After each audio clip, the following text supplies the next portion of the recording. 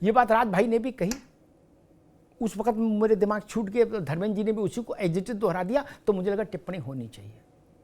उन्होंने कहा भाई डकैती हो गई, चोरी हो गई, तो कह रहे हो कि मकान मालिक का दोष है, चोर का नहीं। ये किसी ने कहा चोर का नहीं, लेकिन मैं आपको बता दूं, अपनी गाड़ी बिना प्रॉपर लॉकिंग सिस्टम के मेन सड़क पर खड़ी कर दो और उसके बाद जाओ नेशनल इंश्योरेंस की मेरी गाड़ी चोरी हो गई, क्या वो इंश्योरेंस नहीं मानेंगे?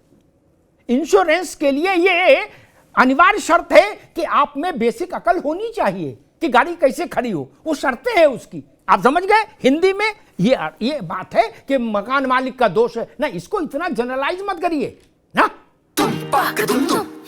अरे श्रीमती जी कुछ तो सस्ता लो, बचत करो। नहीं श्रीमान जी, सब बढ़िया लो, रहने दीजिए। इसमें क्या खास बात है? थोड़े में ज्यादा स्वाद, यही तो है इसकी खास बात। वाओ मामा, क्या स्वाद है। अरे मेरे राजा, प्योर मसाला। अरे अभी बीच में नहीं धर्मेंद्र, बीच में नहीं, दोबारा में बीच में नहीं। दूसरी बात धर्मेंद्र ने कही कि छापे खाने का युग बीत गया। हाँ बीत गया, चलो मान लेते हैं, तो विषय तो नहीं बदला। मैं दूसरा उदाहरण उनको देता हूं। आज जब हम बैनामा कराने जाते हैं जमीन का, अब तो कंप्यूटर से सब टाइप होता है, तो जो बैनामा लेखक है, ये नियम सपा के आदमी पर भी लागू, कांग्रेस के भी, भाजपा के भी, लोक दल के भी, जनता दल के भी, सब पर लागू है, राजनीतिक हो चाहे गैर राजनीतिक हो, कथाकार, पत्रकार, चित्रकार, नेता, सब पर। तो वो कहता भैया एक बार देख लो, क्रेता विक्रेता सबका नाम, बल्दियत सब ठीक लिखी है कि नहीं, पेन नंबर ठीक है कि नहीं है, बाद में हमसे मत कहना हम प्रिंट दबा देंगे तो क्या, और इस पर चिड़िया बन गई तो पर हमारी जिम्मेदारी नहीं। तो हम बैनामा कर रहे हैं तो हमको आंख में चश्मा लगाना पड़ेगा साफ करके, और ऐसे करके देखना पड़ेगा। राजी हो तो और कुराजी हो तो, सपा के हो तो और कांग्रेसी हो तो, देखना ही पड़ेगा। बाद में मैं माइक लेके आ जाऊं कि ट्रेजरी गाजियाबाद के विरुद्ध में एक प्रेस कॉन्फ्रेंस करना चाहता हूं, मेरे पिताजी का नाम एक्स था, इनने भाई कैसे छाप दिया, तो नहीं चलेगी प्रेस कॉन्फ्रेंस ना। बोले मेरी फोटो ये थी, ये नहीं भाई, वो आपको कहा जाता कि आप देखिए सब चीजें ओके हैं, आप सेटिस्फाइड हैं, आप जिम्मेदारी लीजिए कि हां जो लिखा गया ठीक है, तब हम बटन दबाएंगे। ये बात समझ लीजिए। और हरियाणा तो निपट गया, बिहार भी निपट ही गया। मैं सपा के लोगों से कह रहा हूं, बाद में ऐसी कितनी प्रेस कॉन्फ्रेंस करते रहना महाराज, कुछ फर्क नहीं पड़ेगा। अभी थोड़ी मेहनत कर लेना उसमें मतदाता सूची में 2 बार सूची आपके पास आएगी, और अगर 2 बार में भी आप एक फोटो 22 जगह है वो नहीं ट्रेस कर पाए, तो आपको राजनीति छोड़ देनी चाहिए। हैं बहुत काम है दुनिया में, अच्छे अच्छे बड़े बड़े, वो करिए, सियासत छोड़ दीजिए।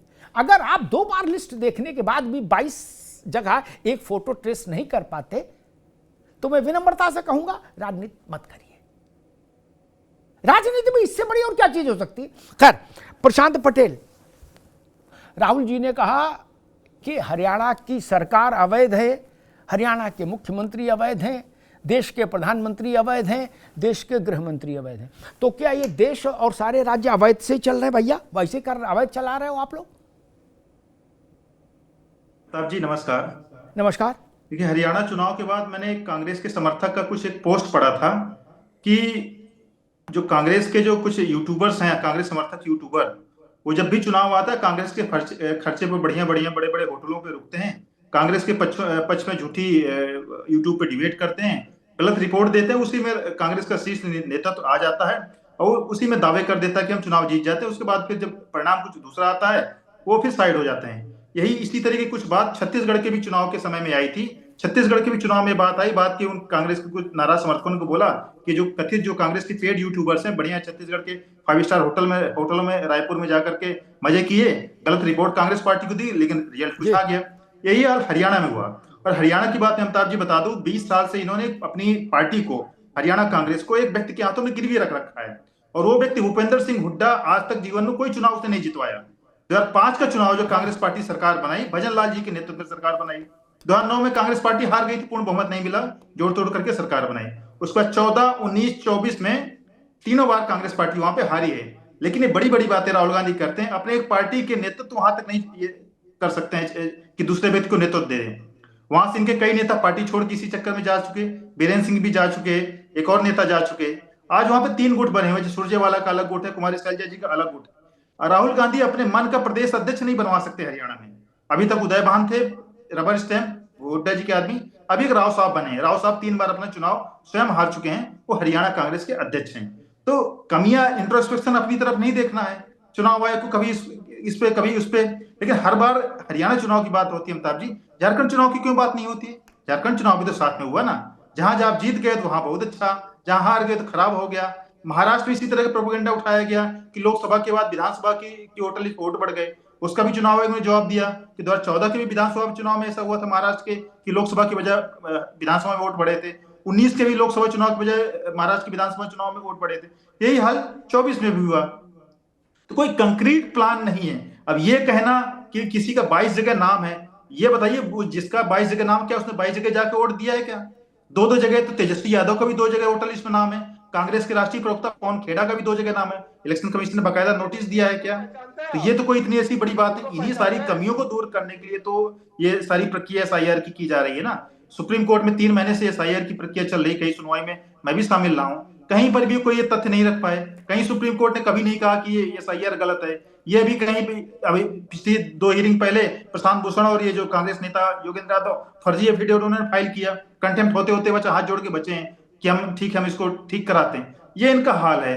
इलेक्शन कमीशन रूल्स भी कहता है कि चुनाव रिजल्ट के 45, अगर कोई आपको कमी आती है, आपको सीसीटीवी फुटेज चाहिए, कोई कंप्लेंट है, 45 दिन के अंदर कंप्लेंट फाइल करना होता है। हरियाणा चुनाव का रिजल्ट पिछले साल शायद अक्टूबर नवंबर में आया था, आपने क्यों रिटन कंप्लेंट नहीं फाइल की? अब 1 साल बाद 365 दिन बाद आके उसे कहने क्या मतलब है? और वो रूल्स हमने नहीं बनाए, पंडित नेहरू जी ने बनाए हैं। रिप्रेजेंटेशन ऑफ पीपल एक्ट 1951 का बना हुआ एक्ट है, उन्हीं उस समय उस पे आपको कार्रवाई करनी चाहिए। अब ये सब बातों का देखिए कहने का कोई मतलब नहीं है। अब ये अभी बिहार चुनाव पहले माहौल बना दिया गया है, परिणाम सबको पता है 14 नवंबर को क्या परिणाम आने वाला है। फिर उसके बाद यही बिहार में भी यही कह दिया जाएगा, उसके बाद अन्य राज्यों को चुनाव आएगा, वहां भी अगर संयोग से कहीं जीत जाएंगे तो कहेंगे नहीं बहुत अच्छा झारखंड की तरह, और जहां कहीं हार जाएंगे तो उस पर चुनाव आएगा, सब भारतीय जनता पार्टी फिर दोषी है। जी, सौरभ दुबे, राहुल जी ने एक और बड़ी बात कही। उन्होंने कहा कि सारे सर्वे और सारे एग्जिट पोल हरियाणा में हमको जिता रहे थे, फिर हम कैसे हार गए। मैं समझना चाहता हूं कि क्या एग्जिट पोल और सर्वे अगर गलत निकल जाएं तो जो सरकार बनेगी वो अवैध हो जाएगी? एक, क्या एग्जिट पोल और सर्वे के नतीजे के आंकड़े नतीजों में आना अनिवार्य है कानूनी रूप से? एक। दूसरा, 2024 के इलेक्शन में सारे सर्वे और exit poll Bharatiya Janata party को 350 से 400 तक जिता रहे थे, आए 240। तब तो भाजपा को भी चौराहे पर खड़े होकर डिस्को करना चाहिए, ताता थैया, और कहना चाहिए ना हम 240 नहीं मानेंगे, हम 340 मानेंगे। प्रशांत को कहना चाहिए था। हम पूछते क्यों 340 मानोगे? बोले सारे सर्वे ने कहा था और एग्जिट पोल ने भी कहा था 340। अब 100 और दो, हमें कहीं से लाके दो, हमें 100 दो। सौरभ दुबे, ये किसी जिद है कि सारे सर्वे और एग्जिट पोल ने हमको जिताया था, हम हार कैसे सकते? और भाजपा वालों ने भी हमसे कहा था कि आप ही जीत रहे हो, हम हार रहे हैं। ये छोटे मोटे लोग कहीं समझ में आता है? एलओपी कहें कि सर्वे के में हम जीते थे इसलिए हम जीते हैं, तब तो चुनाव ही क्यों कराओ? फिर सर्वे और एग्जिट पोल ही पर्याप्त है। सौरभ दुबे, बिल्कुल अमिताभ जी, देखिए लोकसभा के चुनाव के परिणाम आने के एक दिन पहले जिस प्रकार से सारे जितने भी चैनल हैं, राष्ट्रीय चैनल हों, रीजनल चैनल हों, बड़े बड़े सर्वे कंपनियां हों, या जो कांग्रेस या विपक्ष को पसंद आने वाले चैनल हो जिनके आंकड़ों को वो पसंद करते हैं, वो सभी जो है भारतीय जनता पार्टी को 400 के पार लेकर के जा रहे थे। लेकिन जब परिणाम आता है तो भारतीय जनता पार्टी पिछली 2 बार से जितनी सीटें जीत करके आ रही थी उससे काफी पीछे आ जाती है, यानी कि पूर्ण बहुमत से काफी पीछे आ जाती है। तो अब मैं ये कहूंगा, क्या नरेंद्र मोदी और अमित शाह जी ने कोई बेवकूफी कर दी फिर इस मामले में, अगर सर्वे के हिसाब से जो राहुल गांधी जी बात कर रहे हैं? दूसरी बात देखिए, मैं कह रहा हूं कि राजनीति के अंदर सबसे बड़ा उदाहरण होता है त्याग, सबसे बड़ा उदाहरण होता है शुचिता। अगर आप किसी भी संवैधानिक संस्था पे आरोप लगा रहे हैं, उसके अंदर तभी दम माना जाएगा, उसको मजबूती के साथ तभी माना जाएगा जब समाजवादी पार्टी के जो उत्तर प्रदेश के 37 सांसद हैं वो अपना इस्तीफा दे दें, जो तेलंगाना की सरकार है वो वहां से अपना इस्तीफा दे दें, जो हिमाचल प्रदेश की सरकार है वहां पे इस्तीफा दे दें और एक साथ आकर के सबसे पहले चुनाव आयोग से ये गुहार लगाएं कि हमें आपके आंकड़ों पर विश्वास नहीं है, हम ये त्रुटियां पुख्ता सबूत के साथ लेकर के आए हैं। क्योंकि जब आप हमें बुलाते हैं बिहार चुनाव में, SIR के बाद जब बुलाया गया तो वहां पर भी कोई मजबूती के साथ कोई पुख्ता प्रमाण कांग्रेस पार्टी या विपक्ष के दल नहीं रख पाए, और बावजूद उसके आप इतने बड़े गंभीर आरोप अगर लगा रहे हैं तो इसके जन्मदाता अगर चुनाव आयोग से कोई त्रुटियां हुई हैं अमिताभ भाई, तो उसकी जन्मदाता भी कांग्रेस पार्टी है। देश आजाद होने से 47 से लेकर के जब तक भारतीय जनता पार्टी का जन्म नहीं हुआ, एक छत्र तो इन्होंने ही राज किया। इनके राज्यकाल में ही तमाम इस प्रकार की त्रुटियां, ये बताइए